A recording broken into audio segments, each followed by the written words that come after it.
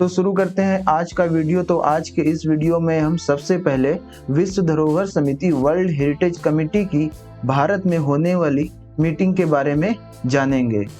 तो जैसे कि आप सब जानते हैं कि भारत विश्व धरोहर समिति के 46वें सत्र जो कि दिनांक 21 जुलाई से 31 जुलाई तक नई दिल्ली में आयोजित होगा की मेजबानी कर रहा है। ठीक है, और इस विश्व धरोहर समिति या वर्ल्ड हेरिटेज कमेटी के आयोजन का उद्देश्य वैश्विक विरासत संरक्षण के प्रयासों में तेजी लाना है और उन्हीं प्रयासों से संबंधित यह एक महत्वपूर्ण क्षण है जो ये 46 सेशन इंडिया में सेलिब्रेट किया जा रहा है।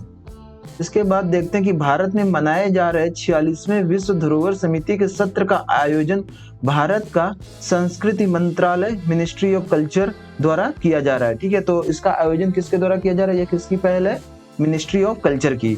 ठीक है, इसके साथ ही संस्कृति मंत्रालय व भारतीय पुरातत्व सर्वेक्षण आर्कियोलॉजिकल सर्वे ऑफ इंडिया इस सत्र की मेजबानी करने वाली नोडल एजेंसियां हैं। तो आज के इस वीडियो में हम जानेंगे कि क्या है विश्व धरोहर समिति या वर्ल्ड हेरिटेज कमेटी और इसके क्या कार्य हैं। साथ ही प्रोजेक्ट परी जो कि विश्व धरोहर समिति के इस सत्र में चलाया जा रहा है के बारे में भी जानेंगे। तो शुरू करते हैं आज का वीडियो। तो आज के इस वीडियो में हम सबसे पहले विश्व विरासत समिति या विश्व धरोहर समिति या वर्ल्ड हेरिटेज कमेटी की भारत में होने वाली मीटिंग के बारे में जानेंगे। तो आइए सबसे पहले देखते हैं क्या है विश्व धरोहर समिति या वर्ल्ड हेरिटेज कमेटी। तो वर्ल्ड हेरिटेज कमेटी या विश्व धरोहर समिति संयुक्त राष्ट्र शैक्षिक, वैज्ञानिक और सांस्कृतिक संगठन यूनेस्को की एक समिति है। तो ये ध्यान रखिएगा, यह एक यूनेस्को की समिति है। ठीक है, विश्व धरोहर समिति। इसके बाद यह यूनेस्को विश्व धरोहर स्थलों के रूप में सूचीबद्ध होने वाली साइटों का चयन करती है।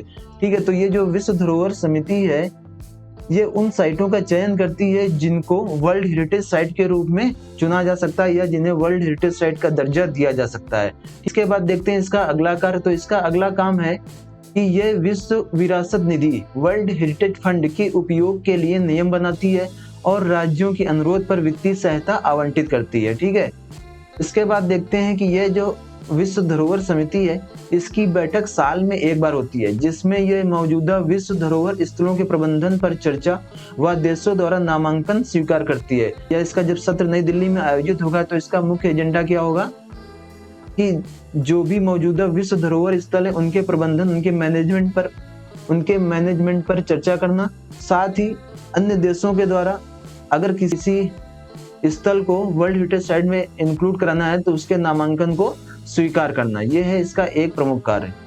इसके बाद देखते हैं इसमें कन्वेंशन के 21 राज्यों के प्रतिनिधियों को उनकी महासभा द्वारा 4 वर्ष के कार्यकाल के लिए चुना जाता है। तो कन्वेंशन क्या है इसके बारे में आगे देखेंगे। वर्ल्ड हेरिटेज कन्वेंशन, ठीक है, जिसके 21 राज्यों के प्रतिनिधियों के द्वारा या उनकी महासभा के द्वारा 4 वर्ष के कार्यकाल के लिए लोगों को चुना जाता है। वैसे इनका कार्यकाल 6 वर्ष का होता है लेकिन अन्य देशों को मौका देने के लिए इसके प्रतिनिधि केवल 4 वर्ष के कार्यकाल के लिए ही चुने जाते हैं। तो ये थी हमारी विश्व धरोहर समिति या वर्ल्ड हेरिटेज कमेटी जिसके बारे में हमने देखा। अब जैसे कि हमने ये बात किया था कन्वेंशन के बारे में, वर्ल्ड हेरिटेज कन्वेंशन के बारे में, तो चलिए उसको देख लेते हैं वर्ल्ड हेरिटेज कन्वेंशन क्या है।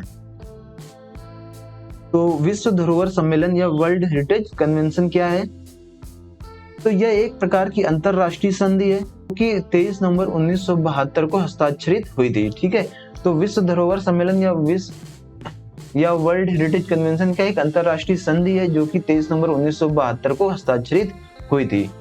इसके बाद देखते हैं यह प्रकृति संरक्षण, सांस्कृतिक संपत्तियों के संरक्षण और सुरक्षा के प्राथमिक लक्ष्यों के साथ विश्व धरोहर स्थलों का निर्माण करती है। तो इस विश्व धरोहर सम्मेलन का उद्देश्य क्या है कि यह प्रकृति संरक्षण, सांस्कृतिक संपत्तियों के संरक्षण और सुरक्षा के प्राथमिक लक्ष्यों के साथ साथ विश्व धरोहर स्थलों का निर्माण करती है।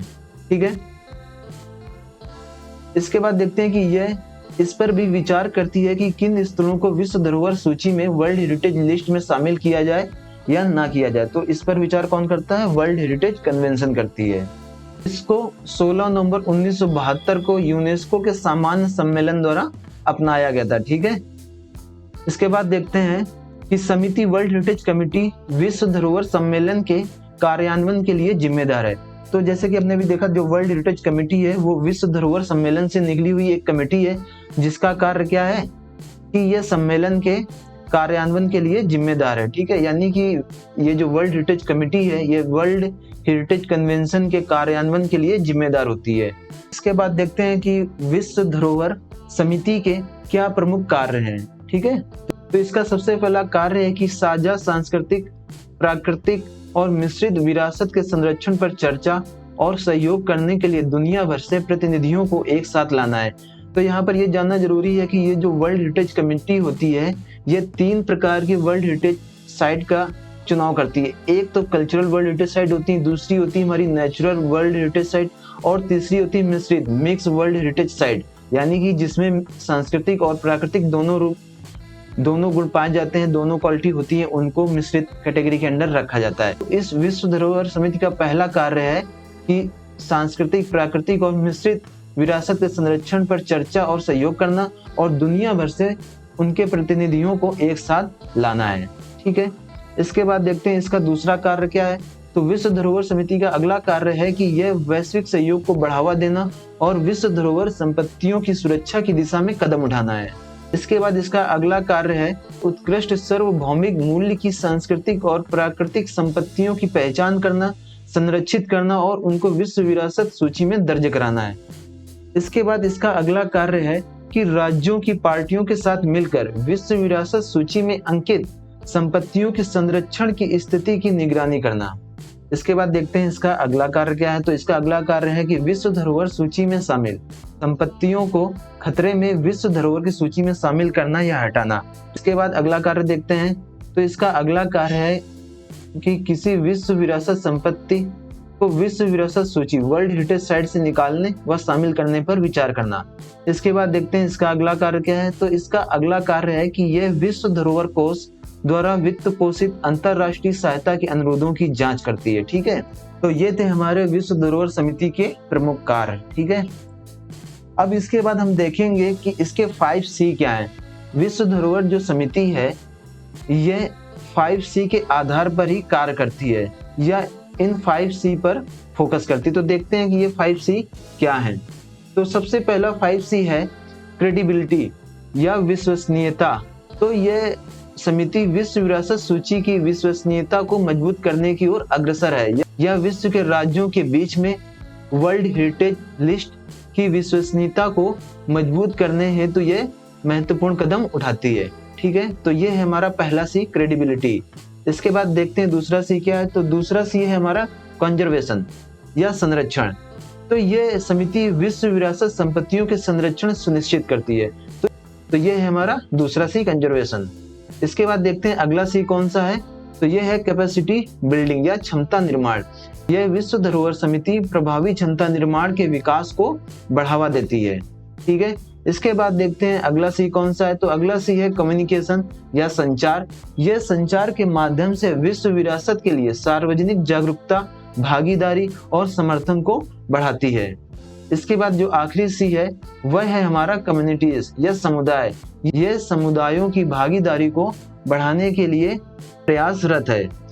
तो ये है हमारे 5C जो कि वर्ल्ड हेरिटेज कमेटी से संबंधित है, जिनके द्वारा वर्ल्ड हेरिटेज कमेटी अपने उद्देश्यों को पूरा करती है। ठीक है, तो अभी तक हमने वर्ल्ड हेरिटेज कमेटी देखा, वर्ल्ड हेरिटेज कन्वेंशन देखा।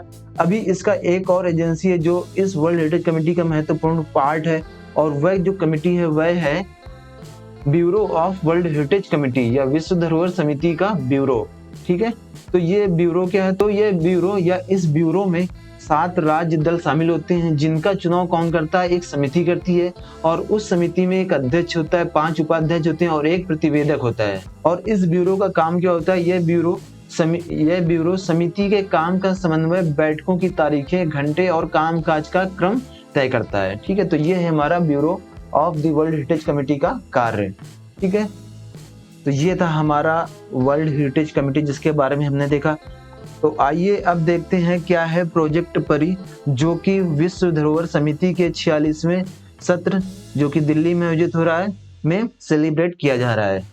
यहाँ परी stands for public court of India या भारत की सार्वजनिक कला। ठीक है, तो देखते हैं क्या है प्रोजेक्ट परी।